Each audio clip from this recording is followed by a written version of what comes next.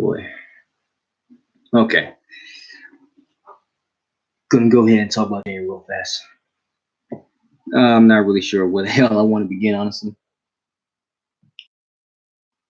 Okay, just make sure. Let me go ahead and double check for 1 second here. I'm gonna make sure, gonna go definitely make sure this is all, everything's all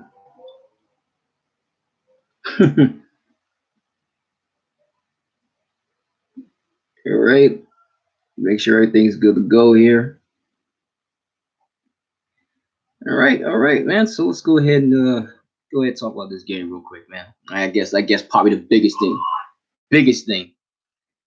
biggest problem that's gonna come out of this game, obviously, is what the fucking the way it ended for sure. And people are gonna talk a lot about this game, and it okay. So like on one hand, that was a fucking terrible call. There's no getting around that. That was a shitty ass call that ultimately lost the Lions the game. That was a shitty ass call. But on the other hand, am I happy we won? Of course. I'm not gonna get on here saying that, well, we should have lost because of that. I don't know. I'm not gonna be talking like that. I'm gonna leave that up to the Lions fans, the people, the guys who are cheering for them. But for us, I'm taking the win regardless of how we get it. It's hard to win in this league. We all know that, and especially how terrible the Packers have been playing against division opponents over the last couple of seasons. Getting this win against the Lions was huge. We've been absolutely garbage against the Lions for a long time. For a while now, man. So being able to beat them again, it just feels like it's been years, but it hasn't been that long. Well, I tweeted out. I said David Bakhtiari, he's probably paying the refs. He's probably paying them. Like Bakhtiari's been called for holding a couple times. But as far as him getting those two calls again on forgot the guy's name, but those two calls were definitely some whatever, man. But I don't, like I said, I didn't get on here to talk about that. Right? Honestly, I don't want to be too distracted about what that penalty was. I guess probably the first thing I really want to say is just how ugly that first quarter was. And when you watch just the defense came out looking really bad. I mean, Kevin King was absolutely garbage in that first quarter. And I think probably one thing that a lot of people probably noticed was what was going on with the field tonight, man. I mean, usually you don't notice that with the Packers or Lambeau, especially when on Lambeau. That Lambeau field is usually a pretty damn field to play on, and guys were just slipping and tripping all over the damn place, especially early in the game. Like, what was going on? Like, did they need to throw salt onto the field to get those guys to stay on their feet? Like, what was going on there? Did they need to throw salt on the damn field? Like, Kevin King slipped on that when he was trailing behind the Lions wide receiver. The second time he got beat deep. The first time he just straight up got beat. I think he was expecting safety help, and Matthew Stafford took advantage of Darnell Savage not being back there as safety. I mean, right away on a flea flicker. And I was just like, oh my gosh, here we go. And next thing you know, we're down 10-0. I'm just like, man, if we don't get it going, bro, man, this game can turn ugly real fast. But I will eat my words when I say that I was saying that this game was probably over if they had Lions at any point in time scored yet another touchdown, which is probably when the key things to this victory was the Packers held them to nothing field goals in the red zone. And that touchdown they got was bullshit. To me, I don't think that was a touchdown. Maybe some people think that it was. To me, that was bullshit. I think we got to stop right there. Sure, it might not have impacted the game as much as you say the two calls on hands in the face, but still, that was a touchdown that they gave him. I didn't see a touchdown. Personally, I didn't see a touchdown. You don't think Matt LaFleur's offense has been impressive? Well, let's look at Matt LaFleur's his resume, for example, when he's with the Titans and a couple other teams over years. Those were never really good offensive teams, but they didn't have Aaron Rodgers at quarterback, and that's pretty much the only reason why you can argue that's the biggest reason why we're sitting at 5-1 right now. Matt LaFleur doesn't have a good train record as far as calling all good, great offensive schemes, and his offenses being some of the best in the league. He doesn't have that type of resume. But when you got Rodgers behind center, working with nothing, just working with absolutely nothing.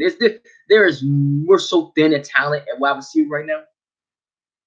Like, I mean, I love Aaron Jones. I love Jamal Williams. I love both those guys. Those guys run hard. They make the best out of their opportunities. But when it comes to these guys that Rodgers is throwing the football to, bro, like it's nothing. There's nothing out there. The Lions were able to peacefully play man coverage majority of the night.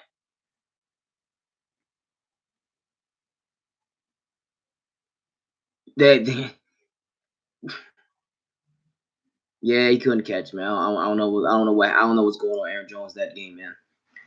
He's getting. Unfortunately, we're getting some kind of inconsistent play for him for sure. Yeah, it could be a lot worse. I mean, he had that bad fumble, and then and that's another thing, man. Like, we turned the ball over 3 times. Yeah, well, I think that's probably one of the things that like when we had when we had Tom Montgomery, one of the biggest reasons why Mike McCarthy was trying to have a triple backfield the way he did was because those guys were essentially like kind of feeding off each other. Like, one guy would have a hot hand and the other guy would have a hot hand.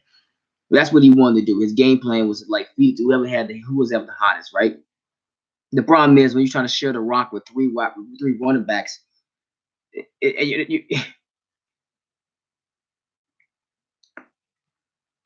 well, I don't think Shepard's going to see a whole lot of playing time from this point on now, especially the way Lazard played. The way that Lazard played tonight, I don't think you're going to see much playing time from Shepard. If that all depends on how Geronimo's feeling. Like, if Geronimo, if he can get over that concussion by next week, you're going to probably still see a lot of Shepard on the field, unfortunately. And I'm really surprised the Packers still trusted him back there to return those punts. But he's got to be smart enough to call for a fair catch first and foremost. He's got to be smart in that. And unfortunately for us, we're just still so bad at special teams. And at least as far as like kickoff returns and punt returns, like we get nothing out of that, man. A Packer, like the Lions could have kicked the ball off to us maybe like about the 10-yard line. We'll still only take like 5 yards off the field and start at the 15. So, and the way Darius Shepard played tonight, now it's not looking so bad that Rodgers didn't throw to him against the Eagles. when you really actually think about it, now it's not looking so bad. Now it looks okay that he didn't throw the ball to him. The way he just got, the way he fumbled the ball and then caused that interception. And what about Aaron Rodgers? How's he feeling right now? He's like, what am I working with right now? He's probably thinking in his head like, what the fuck am I working with? His best wide receiver, Davante Adams, is out. Davante probably won't come back. He'll probably be out for at least another month. Adams is probably going to be out for at least another month. I'm not holding my hopes up that he'll be back on that field anytime soon. Turk toes are a lot more serious than people think. So if I'm Green Bay right now, man, I'm shopping for a wide receiver. I'll try to make a trade before the deadline. I really think that's what they need to do, because Rodgers is throwing the ball to nobody, man. He's throwing the ball to nobody, and he's out there trying to make best of what he got, which isn't much. But we can be happy that at the very least he got a lot of help from the defensive side. After that first quarter, I thought the defense played pretty damn good. Take away that first quarter, the defense, even when they were defending short fields, you got to tip their hats off to them that they held the Lions to only field goals. That game could have got really out of hand. It could have been a blowout, or if the Lions had turned any of those turnovers into touchdowns, but they only turned them into 3 field goals. The fumble by Aaron Jones, the fumble by Shepard on the punt, and then the interception at the goal line. The Lions only turned those into 9 points. So if you're a Lions fan, you got to be pissed off about that. Besides, besides the bad call by the refs. Also, if you're a Lions fan, you should be pretty pissed off about them not turning any of those turnovers into touchdowns.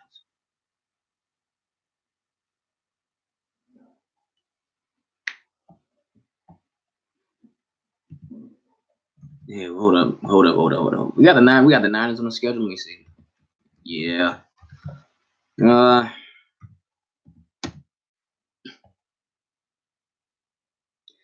only team you see us struggling against is against the 49ers. Not well right now with the injuries we got. We'll probably struggle to face a lot of teams. We still got the Chiefs on the schedule. That's true. That's true. The Chiefs ain't got no defense, but the thing is, because their offense is so good, we'll have to be able to match them points for points. And I think I think that Chiefs game is probably going to be a shootout. If depending on how healthy the Packers are on offense. Because even though the Chiefs don't have no, even though the Chiefs defense is, I'm glad you brought up the Chiefs, man. Like the Chiefs defense, bro. They're not gonna win. They're not gonna win another. They're not gonna get back to the AFC title game or even get to the Super Bowl with that defense. They're just not. Well, I'm not really sure. I'm not really sure the Panthers need Cam at this point, the way they're playing football. And that's not me trying to disrespect Cam. It's just the way the Panthers are playing good. Panthers are playing some good football right now. I mean, I completely missed the game between them and the Bucks. Yeah, I mean, I guess you really can't. I guess you really can't trust the Texans. You can't trust the Texans, and you definitely can't trust the. You can't trust the Texans, man. You can't trust the Kansas City Chiefs, not with that defense, to really spoil the Patriots again from being able to make the Super Bowl. And even when the Patriots, and the sad part is, even when the Patriots are not even playing their best football.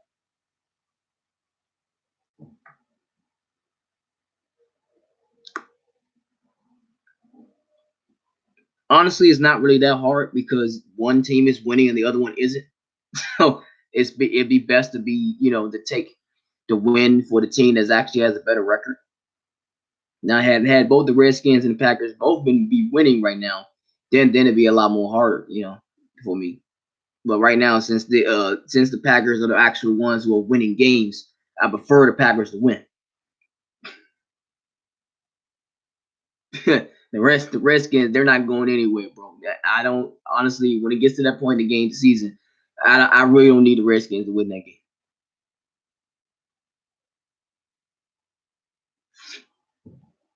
I know they got to come up. I know the Redskins got to go up to Lambeau, I believe. That's on December 8th. And then after that, we got 3 straight division games to end the season.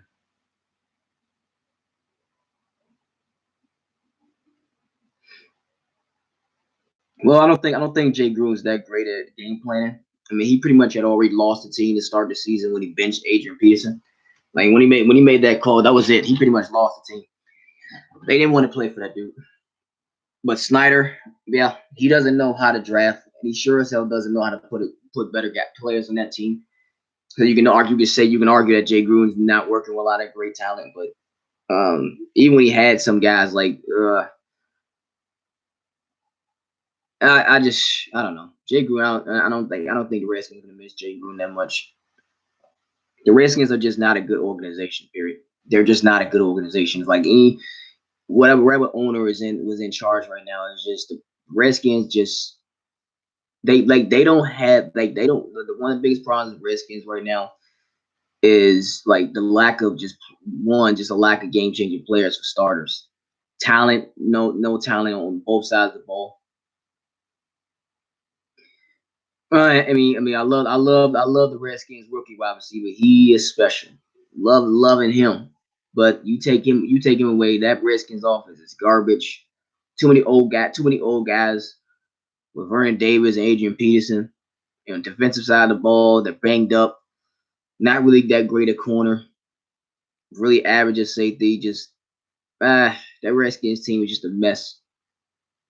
And I remember even when the Redskins were good. I remember it was like the 2005 season where the Redskins had like the best defense in the league. Like I think that was like Greg Williams' first year defensive coordinator, I believe. If anybody doesn't know, Greg Williams used to be a defensive coordinator for Skins, and I think it was like around 2005. We had like the Redskins had the best defense in the league. We had Sean Taylor back there, and LeVar Arrington, those guys on the offside side of the ball.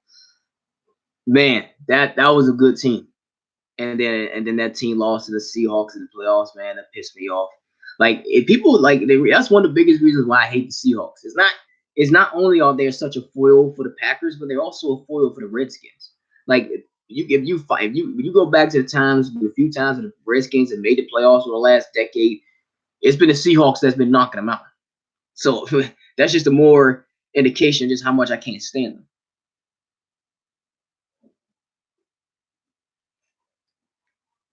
Since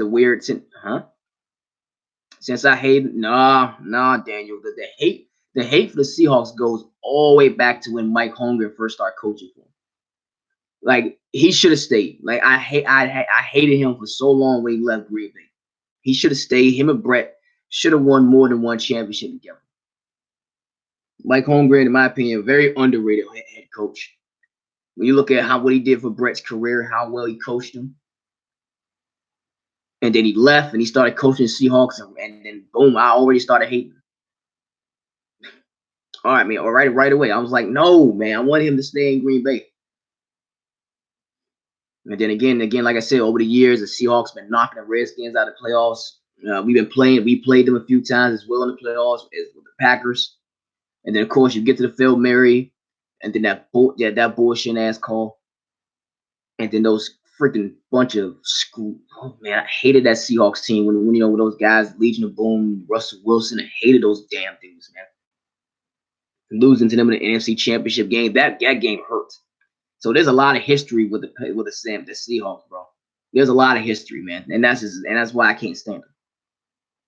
Like a good, I mean, the only good thing about the Seahawks season right now for me is that I got Russell Wilson on my fantasy team, and he's been winning me a lot of matchups. I think I just won my recent matchup just now.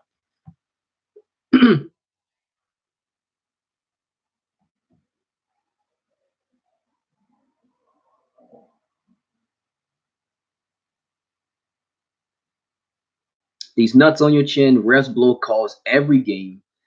Idly Lions get ball back, a minute and 30 left. Let out D seal the deal. Ball was on a 16 chip shot. Well, you can argue that, but here's the thing. I didn't want a field goal because all the Lions, if we had just kicked the field goal, all the Lions would have had to do was get in field goal range, and their kicker, that dude he wasn't missing. He couldn't miss tonight. He was making 50+ yard field goals.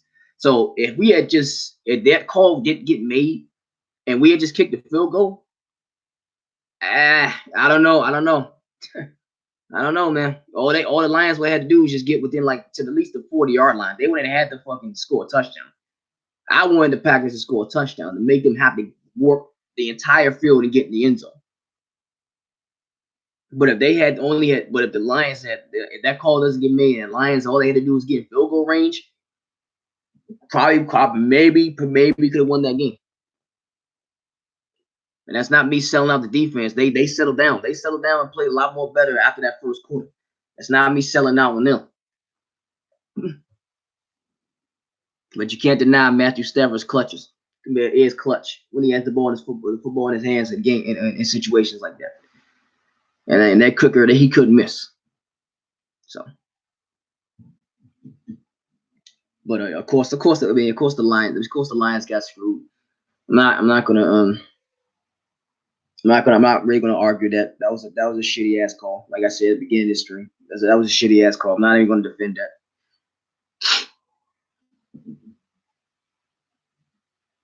MG should be upset. I mean, I see the tweets too. Like, crazy part is MG was the one who was talking about how like how he's cheering for the Browns, but he still supports Matthew Stafford. So I don't know. MG is it's kind of hard to figure out where his mind is sometimes. But that ain't me taking no shot at MG though. MG's cool as shit, man. One of the smartest guys that you can listen to talk sports. The Browns, they're just inconsistent right now. I think that's probably the biggest, best word to describe the Browns right now. They're just very inconsistent. Very inconsistent. Like they got their asses whooped. Yeah, they were hyped. They were hyped up a lot. They got their asses whooped by the Seahawks, man. Not Seahawks, but the 49ers and the Seahawks. Baker Mayfield just shoot. It's not even hell. If you watch that game, there were even a couple calls against the Browns, and you were just like a whole nother question mark. Like I don't know, man. You can look at that game against the Seahawks and see how they got screwed a couple times.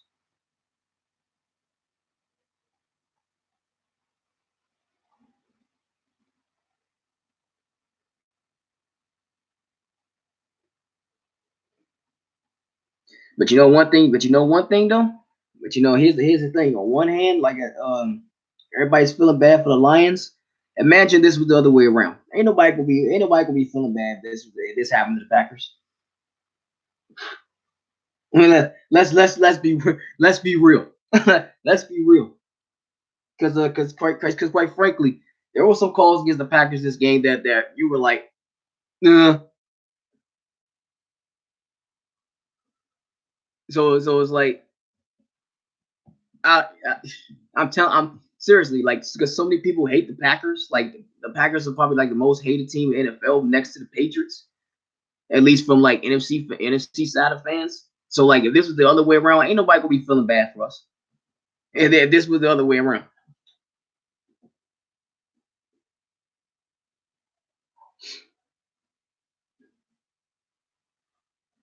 Yeah, exactly. When the shoe's on the other foot, ain't nobody gonna be feeling bad for us. Everybody would have been on Twitter laughing it up, being happy because they wanted us to lose.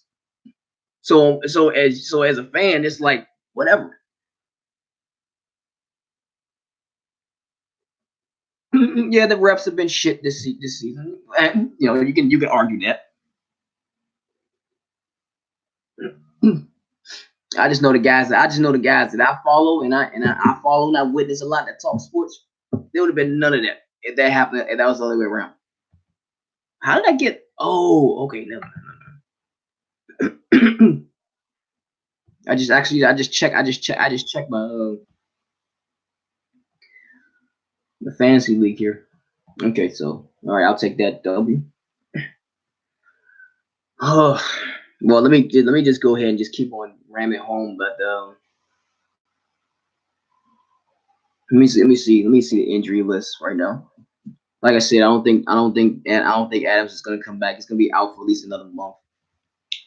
You gotta get Rogers needs somebody else to throw that ball to right now. He really needs somebody to throw that ball to. Uh, right now, let's see. After this, we got the Raiders next week at home. The Raiders defense is not that bad. They're not that bad. They can actually make some plays when given opportunities. But I don't think the Packers going to turn the ball over that game. I know the trade deadline's coming up, man. I would love it if they, man. We need another target right now. The timetable of when Devontae can come back is ticking. I don't think he's going to come back anytime soon. He might be out for at least another month.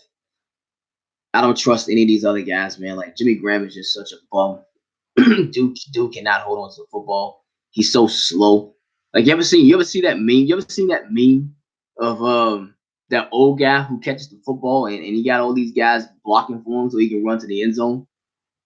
Do you ever catch that meme? Like it floated around Twitter a lot. To me, that's Jimmy Graham when he's running. He's that old guy who catches the football and just runs behind his offensive lineman, running slow as hell. And that's if he's even on the field. If I'm the Packers, I'm sitting Jimmy Graham, man. I am done with that dude, bro. I never liked the signing.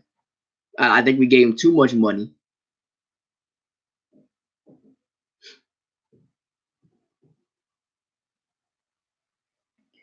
Hopefully this is last year, but I don't know if there are better tight ends on the draft or free agency. That's yeah.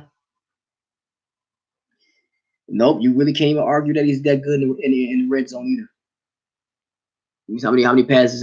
How many passes has he dropped in the red zone so far?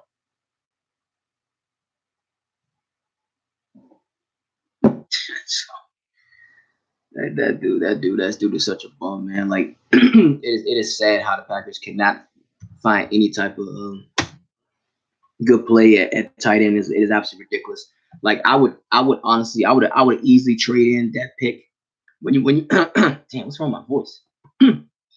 But I would easily trade in that pick Rashawn Gary. Like instead of picking up Rashawn Gary, the Packers should have tried to trade up a little bit more and draft the Hawkinsons. Like he's a really good player for the Lions, man. That guy's gonna be really special and be a good target for Matthew Stafford for a long time.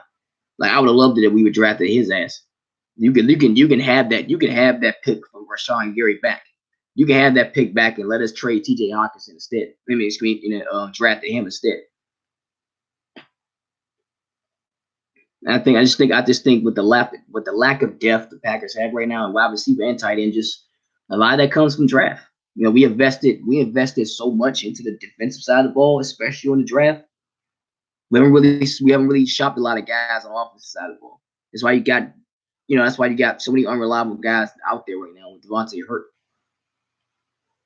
Once upon a time ago, we have one of the best wide receiver cores in the league. Mercedes Lewis is better, yeah, when he's on the field.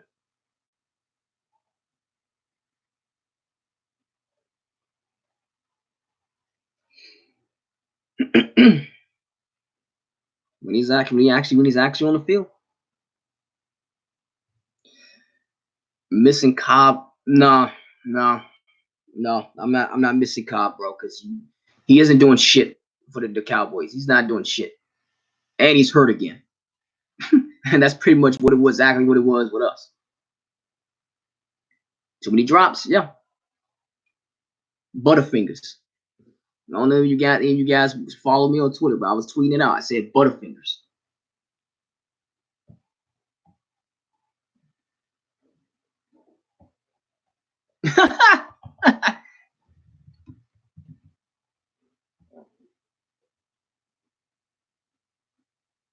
There is no way in hell the Bears are gonna give up Allen Robinson.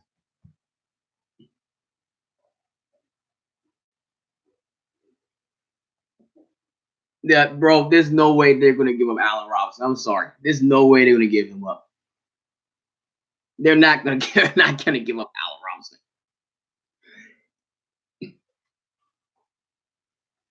Oh man. I actually made a joke. I said, who knows, maybe we can get James Jones to come out of retirement. Oh man. I wonder how Dez Bryant is feeling. I know that clown wants to get back in the NFL badly. I wonder how his Achilles is feeling. We should bring in Dez Bryant, let him work out a bit for the Packers and see.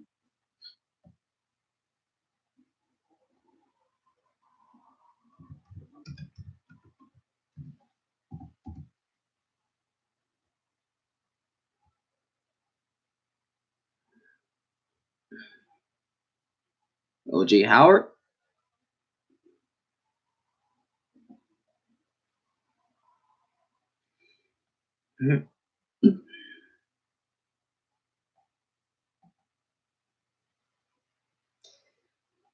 I'm not really sure about that one. He's not really having a good year.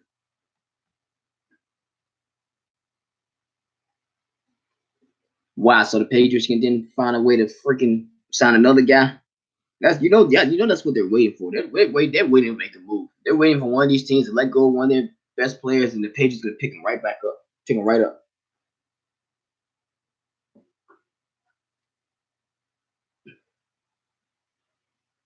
Amendola has been good for the Lions. Yeah, he's doing it. That's probably most surprising that he's staying healthy.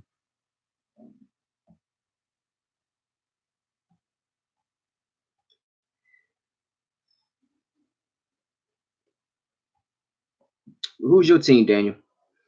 Like, who you cheering for, man?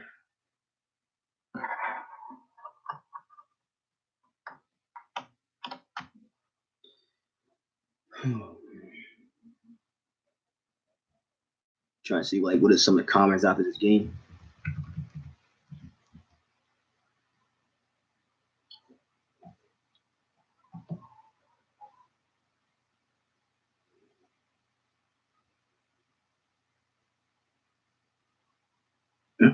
New to watching football, but you cheer for most NFC North teams. Okay. All right.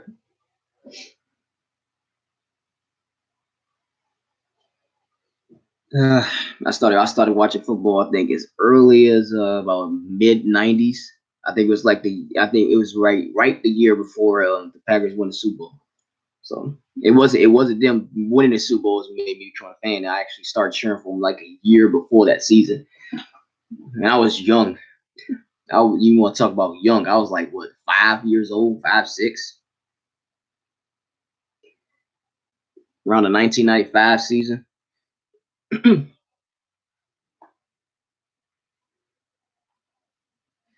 Brett's is the reason I became a Packers fan. That and my favorite color is green.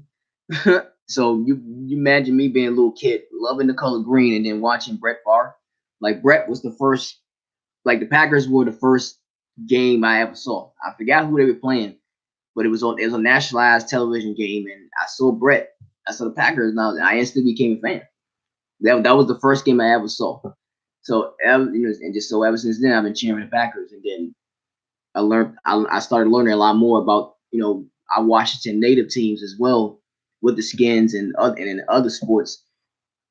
Started cheering, started backing those guys up and cheering for them as well. And of course, I had to sit through terrible years, all those terrible years of awful quarterbacks with the Redskins.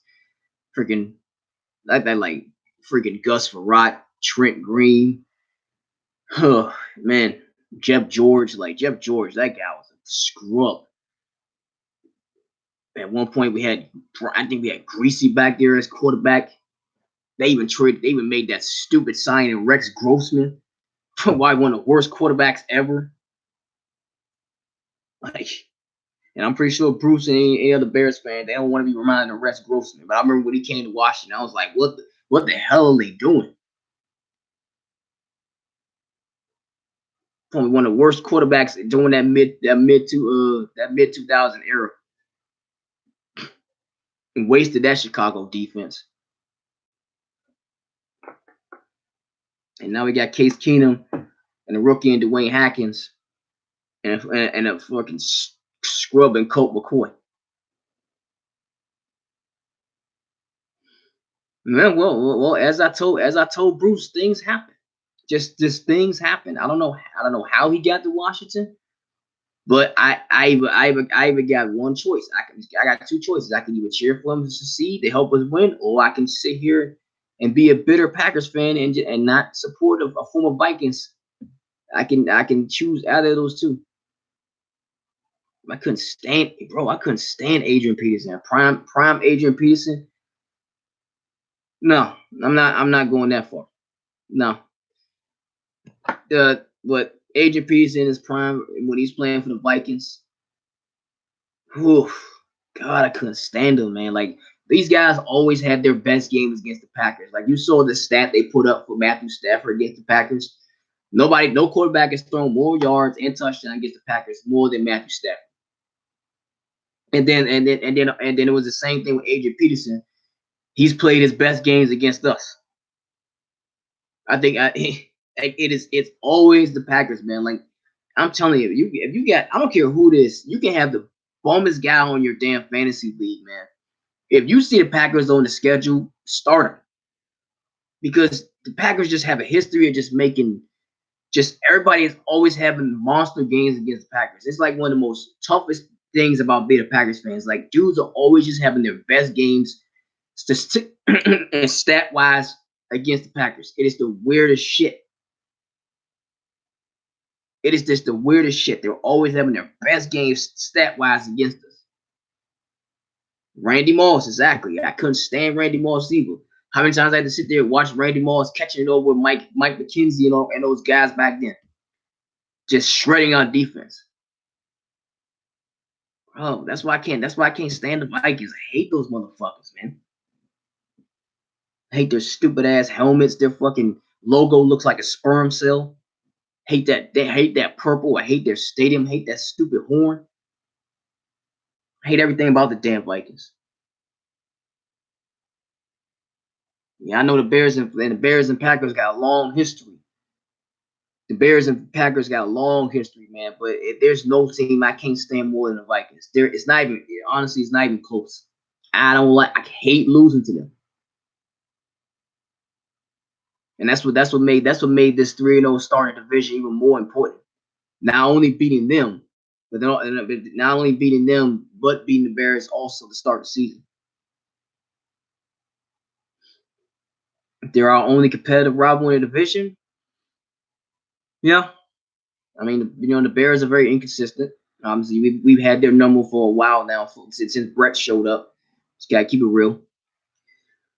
And the Lions have been garbage for a long time up until now. They really started to be playing some better football. Man, you've seen the results. So yeah, that's true. I mean, if you became a fan of the Packers at least somewhere around the '90s, then you would know.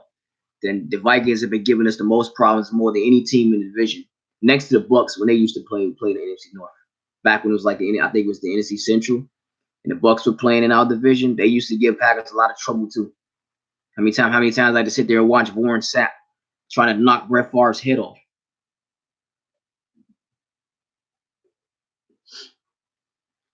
But I don't really, I used to hate the Bucks back then. Not nowadays, I don't have no hard feelings on the Bucks anymore. Now that they're no longer in division, we don't really see them that much.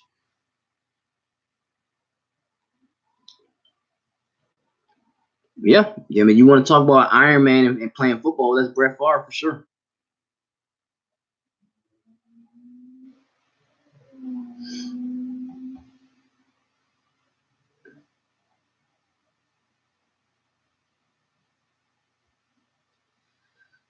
Oh, well, Jameis Winston, man, that dude's just got to, he's just really got to tone down mistakes. Like I actually do like watching him play when he's on, but when he's off, he's off.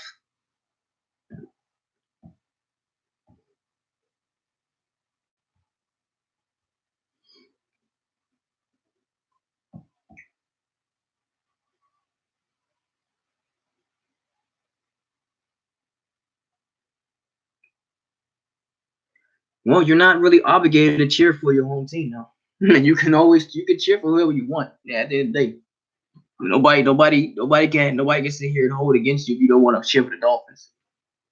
And my dad's a Dolphins fan. He lives, and he lives here. I only want to ask him about how he's feeling about the Dolphins right now.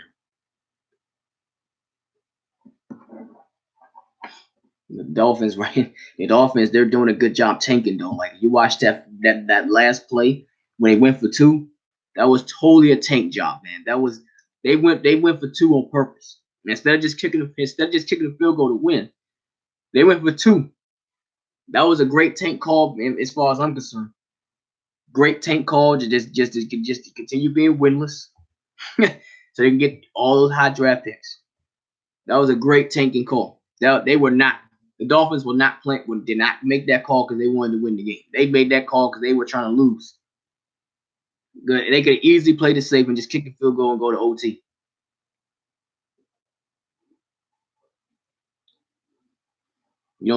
Guys who are Packers fans, but their fathers are Cowboys fans.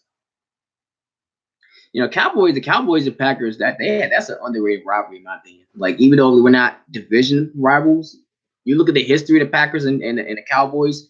That's a lot of history, man. That's a rivalry that goes all the way back to the Ice Bowl days, man.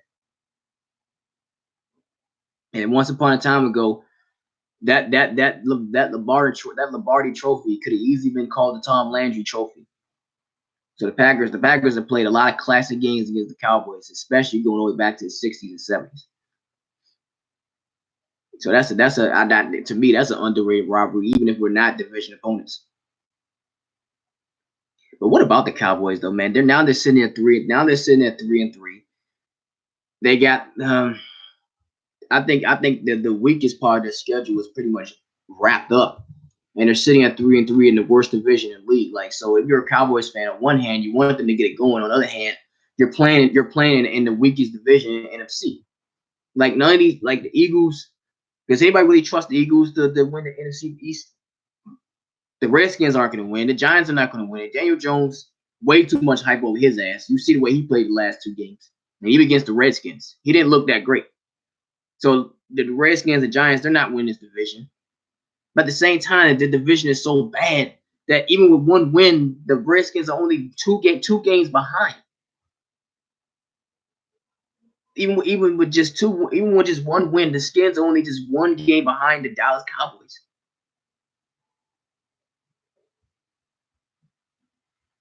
All right, the Dallas Cowboys, they need to move on. They need to move on from Jason Garrett. As far as I'm concerned, they need to move on from Jason Garrett. That dude does not know how to coach football, in my opinion. And I'm not even a Cowboys fan, but I'm just watching this clown, and I look at the way the Cowboys are structured and the things that goes on with them. He is not a great coach, and I don't know. And the only reason why Jerry Jones held on to him for so long is because he's a yes man. Period. He doesn't. Jerry Jones doesn't want another guy like Jimmy Johnson in that locker room, or even Bill Parcells.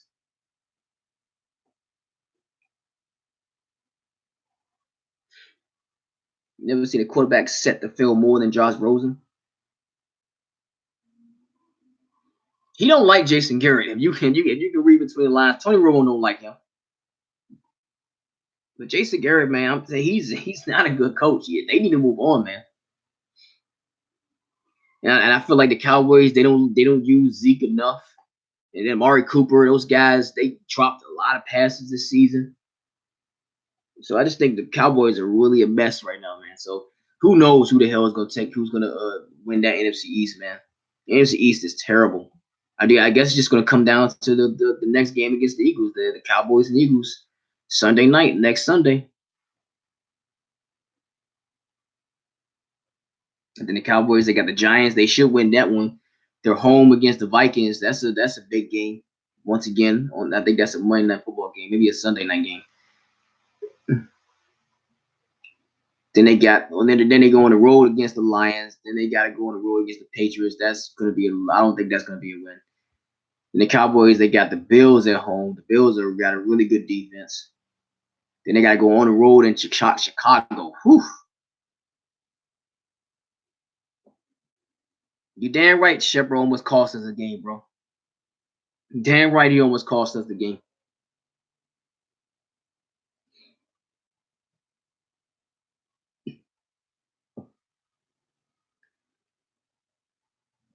That fumble on the punt return, and then he couldn't catch the damn ball because Rodgers hit him right, smacked him right in the face with that football. man, like there's just no quarterback I feel bad for more than Rodgers, man. When I just look at just the way the team is just structured around him every year, we rely on him to do too much. We just rely on him to do too much. The pressure has been taken off of him for a bit though.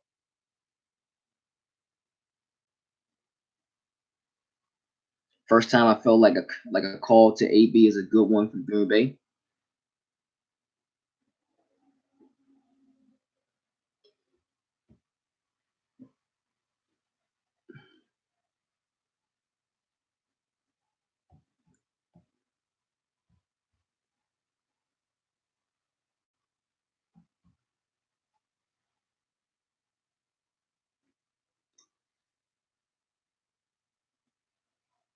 Oh, I'm definitely gonna get more into the ins and outs of this game for sure. After probably tomorrow. After you're gonna rewatch the game. I'm gonna definitely get more into that analysis of the football team, this football game for sure. Right now we're just chilling, just the after game initial thoughts and feelings. My friends will always say this to troll Packers fans. Rodgers would have won more Super Bowl if he didn't play on the Packers. Well, imagine if he was playing on the Patriots. Imagine if he had imagine if he had Bill Belichick as a head coach. Ben Foster from Appleton.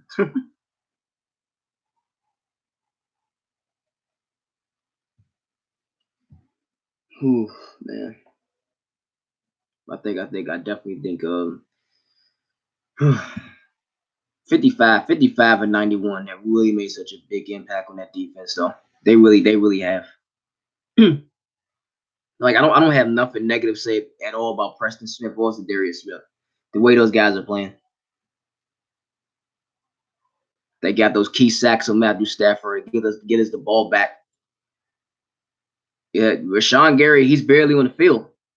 It's hard to really, it's really hard to go into him when he's barely on the field. And I honestly, I was saying this earlier. I don't know when you was here, Ben, but I said this earlier. I would trade back that pick for Rashawn Gary and got TJ Hockenson instead. Of course, he's with the Lions now, but I would easily trade that pick back and draft the TJ instead. With the ways that Darius Smith and Preston Smith are playing right now, Rashawn Gary, he's not going to see the field that much.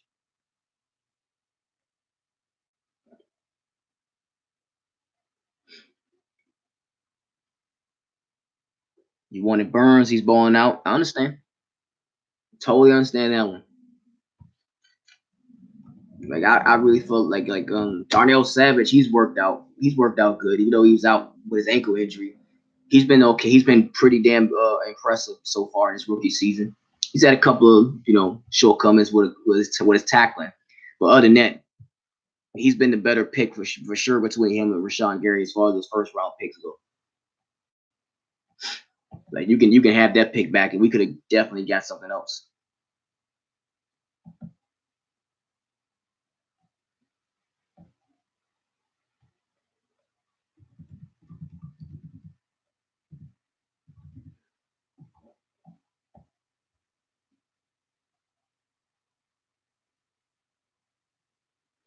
It was at this age that Rodgers took over for Brett. Well, I'll tell you what, Daniel. The only way I see that happen, the only way I see the Packers drafting the quarterback is if they absolutely for sure feel like they can't win anymore with Rodgers, which obviously is not the case right now. The Packers probably won't draft the quarterback, at least not in foreseeable future, for maybe at least like another 2 years. Do I think the Packers at some point need to prepare for football without Rodgers and move on at some point? Yes. But right now, we're not at that point.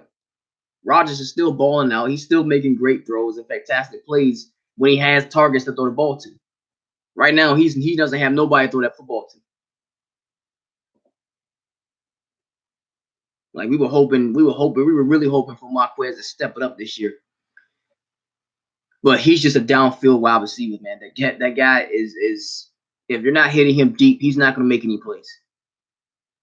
And he doesn't have the greatest hands in the world either. And I'm honestly getting sick and tired. This is the one thing I'm getting really sick and tired of as far as the play calling goes. I'm getting so sick and tired of us calling that reverse bootleg run to Marquez Valdes-Scantling. It never works. Like Marquez has straight line speed. Right? He's not a go around kind of guy. Like he's just gonna speed around the corner. He's not that type of runner. So every time they call that play, I'm like, this is not gonna work.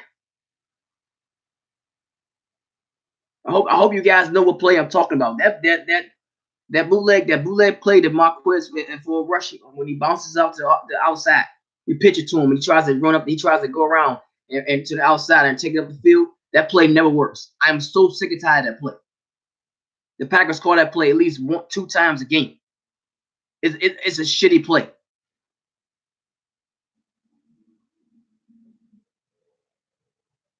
Marquez is a straight downhill runner, man. It's not a guy that just gets the ball in his hands. He turns up, he grabs it and turns it up, coming up corner like that.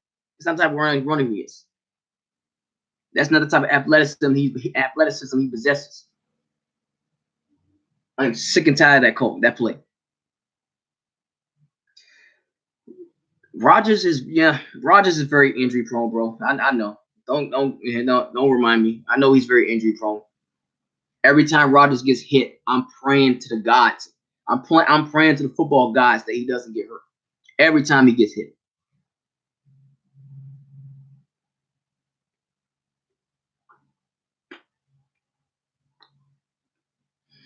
We'll have to see. Because right now, Bruce, even though he just lost 2 avatar bets so far, he's making sure he doesn't tweet so people can see it. that's one thing he's actually making sure he doesn't do is tweet too much so people won't see it.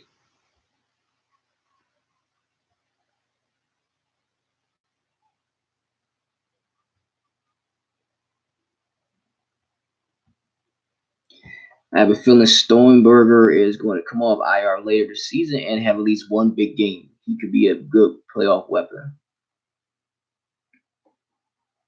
Receiving tight ends are doing well this year. He can too. Well, we'll have to see.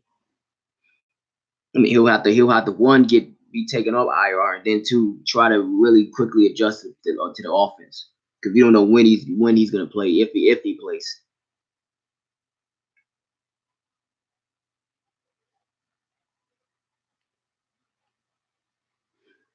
Yeah, exactly.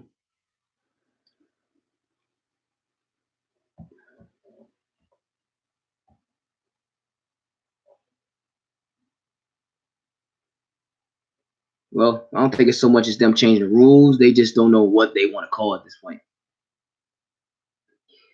Like did you guys see the Cardinals game yesterday? Oh well, not well. Technically, it's not yesterday, but on Sunday, well, Kyler Murray he ran for the first down. To me, it kind of looked like he didn't make it, but they gave him the first down anyway.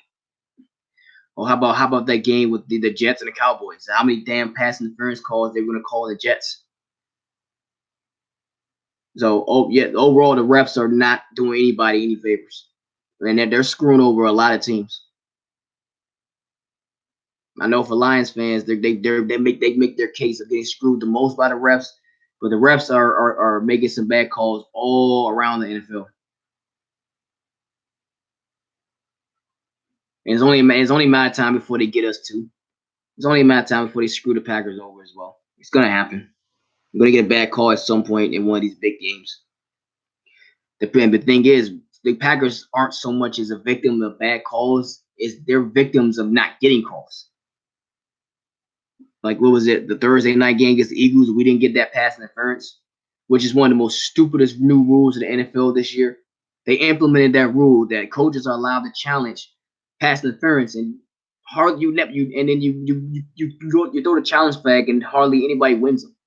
They still stick to their guns and say, no, it wasn't pass interference. If hugging a guy while he's going up and trying to make a catch is not pass interference, then what is? Why even implement that rule? Why even give coaches that option?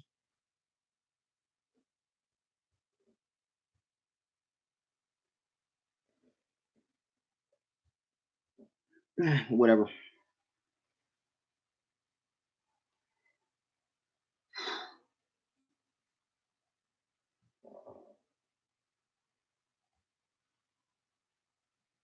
Yeah, because the Saints complain. Remember how they did the whole roughing the passer thing? They tried to blame that on Aaron Rodgers, and up until now, I think Rodgers has only got one excuse me roughing the passer call since then.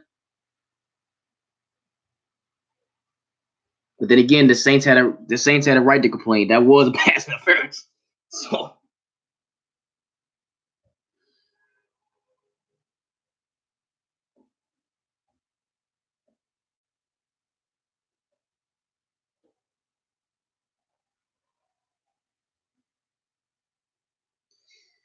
but all right, let me go. Let me look at the Packers' rest of their schedule and then we'll wrap it up here. Appreciate you guys coming in, chilling, and chatting up with me. See here. All right, so right now we got the Raiders at home next week. Then we got to go on the road against the Chiefs. That's going to be a game where we got to be able to score a lot of points to beat the Chiefs. On the road in LA against the Chargers, the way the Chargers are looking right now, probably can get that game. Then we got home against the Panthers, on the road against the Niners, on the road against the Giants, back at home against the Skins and the Bears, then finish the season off on the road against the Vikings and the Lions. The best thing for the Packers when they get to those last two games on the road against the Lions and Vikings, which will be both really tough games. The best thing for the Packers is if they're already either wrapped up a division by that point, or at the very least, we already have 10 wins by the time we get to those games. The best case scenario is to have at least 10 wins by the time we get to those games. Especially when you look at the way the schedule is, the way some of these teams that we got left are playing. I mean, but I don't want to sleep on. I mean, any day is any given Sunday. You never know how teams are going to look when they come out and play. A lot of these teams that people would say, oh, it's an easy win. No, that's not how the NFL works. That's just not how the NFL works. Nothing's an easy game unless you're going up against the Dolphins right now. So Raiders are going to give us some trouble. Chiefs for sure. I'm not going to sleep on the Chargers right now. I'm not going to rule them out yet. The Panthers, same thing. We still got a lot of tough teams left to play. I would say, like, other than the Redskins, still got plenty of tough teams left to play. Obviously, of course, with the division opponents. And 49ers, they're probably going to be the toughest game. And we just gotta hope. The best thing about the Niners game, here's the thing, the best thing about the 49ers game is that we'll be coming off our bye week from that into that game. The Packers don't have their bye week until another month. It's gonna be another month before we actually go on our bye week. The best thing for us is that we should be more healthy than we are now going into that football game. Hopefully Devontae is we be able to play by that point, because that's what that game against the 49ers, that's November 24th. So hopefully Devontae will be healthy enough to play by that point. The rest of those guys, Geronimo and MVS, they're looking healthy enough. Let's hope the defense is still looking pretty healthy. And we're coming off a bye week going into that football game. So if we're pretty healthy, I like our chances. If we're healthy enough, I like our chances against the Niners.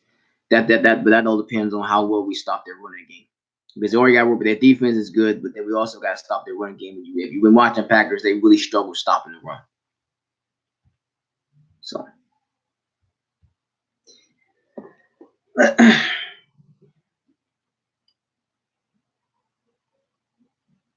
yeah, man. But that's all I got. That's all I got. Like I said, I just hope that best case for us is we'll at least have 10 wins by the time we get to the end of the season against those last two division games, man. And we'll see how it goes, man. Because anything can change in these next couple of weeks. So Lions fans, you did get screwed with those two calls. Absolutely, you did get screwed. I'm not going to argue that. But as a Packers fan, I'm going to take that win regardless, especially over a division opponent. More analysis for this game will come out from me later on. As far as this live stream, I appreciate you guys dropping in, chatting up with me, giving your thoughts as well. I'm going to get out of here. Peace.